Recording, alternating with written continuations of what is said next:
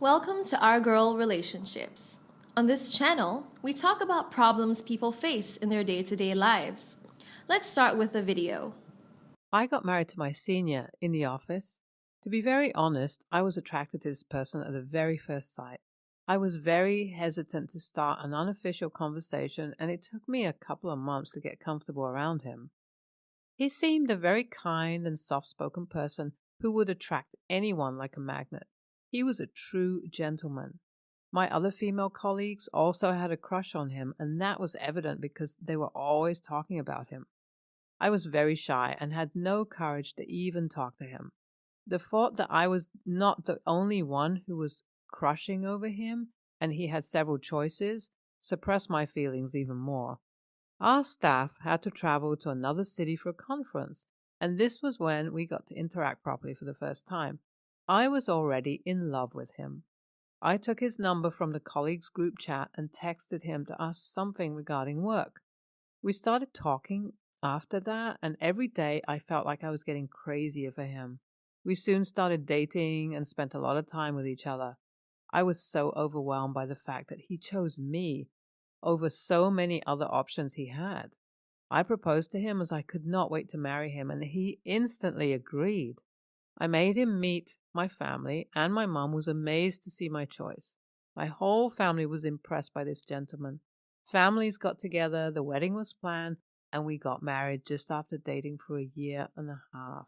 The real story began after I had married this person and had started living with him. I found out that he was a narcissist and wanted everything according to him. He would direct what would be cooked for dinner, what I would wear to the office, how would I behave with certain people, and literally every single thing. I would get very irritated, and we had argued a lot.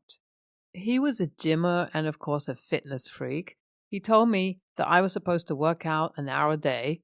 I told him that after coming back from work, there was no chance to work out, as I would be too exhausted. He told me that I could work out early in the morning before leaving for the office. He also used to follow a diet plan and expected me to do the same. It felt like I had been transferred to a training center. I tried to adjust to his lifestyle, but he was a perfection-obsessed person and would never get satisfied no matter how much effort I would put in. Sometimes I got so pissed off and would yell at him, but he would very calmly say that it was for my own good. I went to visit my mom and discussed this situation with her. She told me that there was nothing wrong as he was not telling me to do anything that would harm me. Maybe she was not the one who was suffering, so she took it lightly, but my husband had hypnotized my family by sending them expensive gifts and being a pure gentleman around them. My dad bought a dress for me that he had bought while he was on an official trip to Japan. It was a knee-length dress, navy blue colored, and had a floral print. To be honest, I was obsessing over it and could not wait to try it on. We were supposed to go for a dinner date when I chose to wear that dress, and never knew how it would trigger my husband. I got ready and walked out of the room when I saw my husband looking at me horrified. He told me that the dress was gross, and I wanted to embarrass him. I asked him to be gentle and think before speaking because it was a gift from my dad, and I would not take any disrespect. He told me that my family had a cheap choice, and it did not get any better even when he had sent a lot of expensive gifts. I was shocked to hear that, and told him that I was not staying at any cost. I packed my stuff and was leaving his house. He said that we could talk and sort things out, to which I replied that he could simply find someone as psychotic as he was and leave me alone. I have returned to my parents' house, and my family is not glad at all. According to them, I have just left because I was being egoistic. My husband tried to persuade me and sort things out, but I knew he would never change. I was determined to get a divorce, as I could not survive under such surveillance. I had told my family that I was an established woman, and I had no reason to submit to that egomaniac. My family was not pleased with me at all. I could not spend my energy making them understand a simple situation. I rented an apartment and moved out. My husband tried his best to convince me to get back. He would send flowers and letters saying sorry to my apartment because my dumb family had given him my address. I filed for divorce soon after that, and he could not take that as he felt like he was being disrespected. He took this matter to social media and started shitposting about me. He would say that I was too cheap to adjust to his perfection-based lifestyle, so I had no other option but to run away. I posted a video narrating the whole story and said in the end that no matter what he would do, I was not backing off from the divorce. My family was against this decision and told me that I was losing a gem because I could not handle my own ego. I paid no heed to them and divorced my egocentric, darling husband. I'm here with an update after 2 years of my divorce, guys. I had to switch my job as my ex-husband was still working there and I could not see his face daily. I got hired instantly as I had great work experience. It seemed that a new life had started from scratch. My family stayed upset with me and I had left them on their own thinking that they would be all right as time would pass on. That update that I had is that I came across this person through Facebook. We had a lot of mutual friends, so I added him up and we soon started talking. He was such a down-to-earth person and a great listener. He worked as an assistant director in a company. We hung out and spent a lot of time together. A month or two just passed and we were already dating. I was scared to get married and I thought I was again obsessing over someone who might turn out to be someone else. My family was not at all happy knowing that I was dating someone. My mom called and asked if I was just going to jump from guy to guy or would I get settled down with someone. I told her that I would never let anyone take control of my life and would do whatever suited me. Guys, you may think I just rushed into things and do not take my time, but my boyfriend had proposed to me, and could I refuse him? We got married, and only his family attended as my family was too stubborn to support their daughter. I had this idea that it might be that my family was still in contact with my ex-husband, who was dictating them to act a certain way because he could not digest the fact that I had moved on and was living my life. I did not even bother to contact my family afterward. My husband had always been such a support, and we were too busy planning our honeymoon that we barely cared about my family. After we had returned from our honeymoon, my family called me to apologize for not attending my wedding and acted like they didn't care. I told them that it was okay, and being a family, they should have accepted and respected my decisions.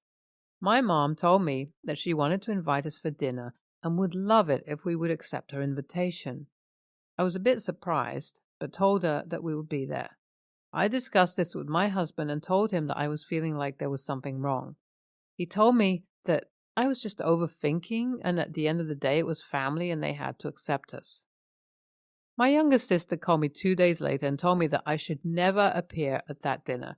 I got worried and asked her what was wrong, to which she said that my mom had invited my ex-husband as well, just to create a scene, hoping that my husband would leave me.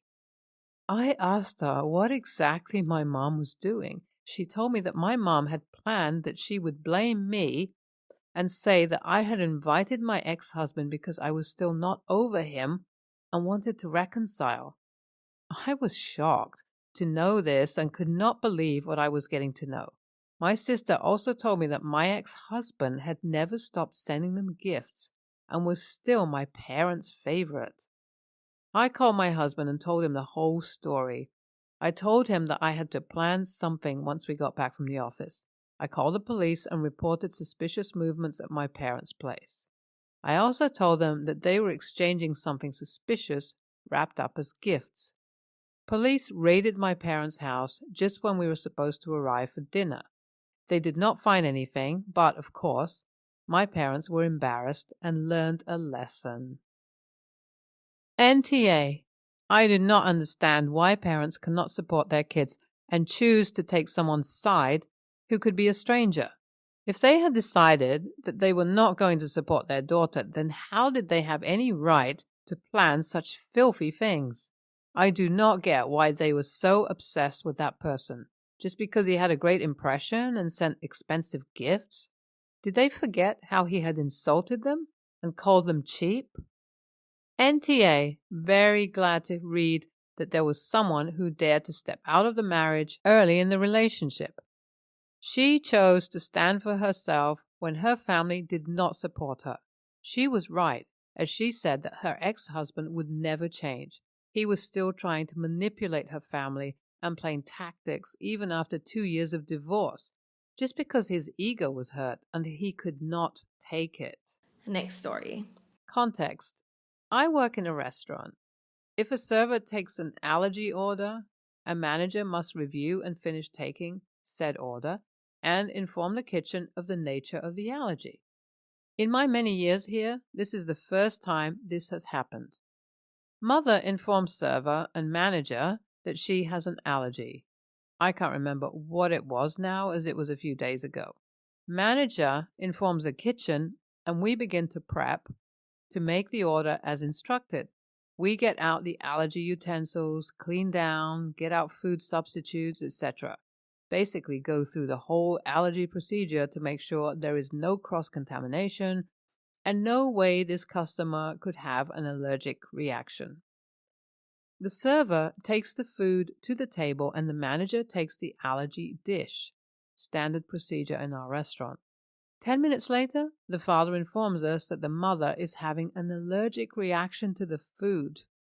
A second manager comes into the kitchen and screams at us, wanting to know what went wrong with the order, and we talk her through what we did and how we were certain there was no cross-contamination and the allergy procedure was properly followed and she could check the CCTV to make sure what we were saying was true. The manager took me and the other chef who worked on the meal to the table to find out what went wrong. Chef, we followed everything to the letter. There was no way there could have been any allergen in the meal. Father, there wasn't in hers, but in our son's. Chef, I'm sorry. Father, do you not think my wife wouldn't have tried our son's food to make sure it was good? You should have thought about that before making this food with the allergen. If we get an allergy, we will ask if the table wouldn't mind those allergens being removed from their dishes. However, this was not the case for these tables, as mother and manager had that conversation and she said no. The first manager, who took the order and dish, informs us later on that the father was talking about suing the restaurant for this incident. So, are we the a-hole and responsible for this? Despite going through a rigorous process and making sure her food had no allergens, and she declined the allergens to be taken out of her family's food? NTA. Seems to me they're after a quick compo payout. They knew the allergen was going to be in the other dishes, so why on earth would she test it? The father could have tested it. Let them sue. They shouldn't win. You have CCTV of all procedures being followed and witnesses to the fact they said not to remove allergens from the other diners' dishes. Solid NTA. This sounds like a scam. No reasonable person would think it's safe to taste a meal they know they're allergic to. Your restaurant has gone above and beyond to protect their customers, more than most I know. And while this is an unfortunate situation, this is not your fault in the least. The audacity of some people. Next story. I, 20, female, was adopted when I was 16 by my half-brother and his wife, who were in their late 30s at that time. They already had 6 children when they adopted me, but it was never an issue. They have treated me like their own kids since they met me and later adopted me. So did all their other kids. Except for one, their golden child, who is only 4 months older than me. We will call him Chad. Chad has always been an insensitive a-hole to literally everyone, including our other siblings. He would literally fistfight our older sister, say horrible and mean things to everyone, and get away with it. He also had extreme anger issues that would cause broken doors, holes in walls, etc. He also got to do everything me and my sister were never able to do. Got a free car and went out at night, etc. When we were still in school together during high school, he got up in front of our whole class year and told everyone I wasn't his sister and never would be. He then told me in front of his friends that I would never be a part of his family and I should just get over it and walk off. This was not a one and done thing. He would keep doing this up until he moved out and I stopped talking to him. Golden Boy, once again, got the limelight of the family after he got married right after high school, moved out to his wife's family's house, and then had a baby, the first grandbaby. Since this has happened, I have stayed as far away from him as possible, only seeing him for family pictures every year because our mother asks. Recently, I decided to come forward to our mom about what he said and did, because she was upset about how I was distancing myself from him. She basically pulled the "that's still my kid and it's my first grandbaby" card as the reason she wasn't going to be upset over it. I didn't really care, to be honest. I knew it wasn't going to change her mind on her kid anyway. Out of nowhere, I got a message begging me to come to babysit for them because you're the only one who can deal with these kinds of babies because no one else will. Apparently, they are weaning their kid off of breastfeeding, and the baby is extremely clingy because of that, and the fact that the mom is a germ phobia, who has basically isolated this kid since birth. It literally has only been held by like 6 people since it's been born. They know I don't sleep for the most part because I'm an insomniac with ADHD, and I also am not bothered by crying. For some reason, I can sit for hours with a baby crying. It doesn't bother me. I can't tell if that's a blessing or a curse at this point. My sister is mad at me because apparently they haven't asked anyone else in the family for help but me, and everyone wants to go see this baby. Am I the a-hole for not wanting to be around or take care of the baby because its father said that I'm not a part of his family? I posted an update on the situation on my profile because it was too long. Go read it if you want to know what I ended up doing. NTA, I would send them your hourly rates you will charge for the work. When Chad tries to pull the family card, say clearly that he has always publicly announced that you are not his sister and never will be. So you are only keeping Chad's word. NTA, I'm curious to know when your not brother stopped punching holes in walls and what sort of treatment he received for his mood disorder, inability to control himself, and exactly how often you were left with screaming infants to the point that you are well known for being able to deal with screaming infants. I'm really confused about your adopted parents, brother, and sister-in-law being allowed to adopt if your brother is older than you.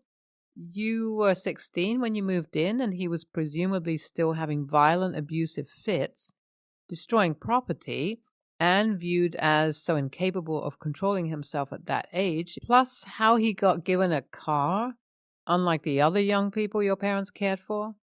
That is not a safe home for children and young people who need care. Did you provide much care for the other children in the home?